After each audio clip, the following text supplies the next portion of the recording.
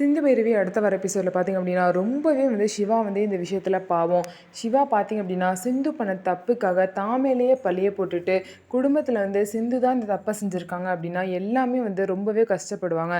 பெரியம்மா முதற்கொண்டு எல்லாமே கஷ்டப்படுவாங்க. அப்படிங்கிற காரணத்துக்காக பார்த்திங்க அப்படின்னா சிந்து மேலே எந்த ஒரு தப்பும் இல்லாத மேலே சிவா தான் சிந்துவை கடத்திட்டு போய் கல்யாணம் பண்ணார் அப்படிங்கிற உண்மையை மெயின்டைன் பண்ணுறாரு.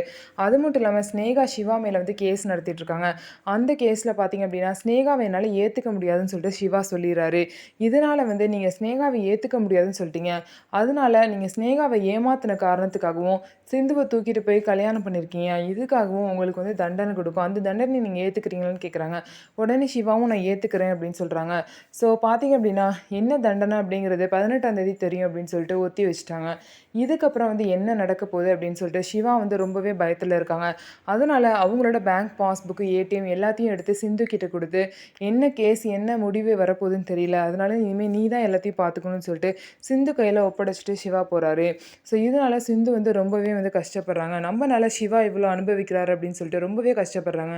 இதுலேருந்து சிவாவை யாருனாலுமே காப்பாற்ற முடியாது. ஏன் அப்படின்னா சிவா பண்ணது தப்பு அப்படிங்கிறது எல்லாத்துக்குமே கோர்ட்டில் நிரூபணம் ஆயிடுச்சு.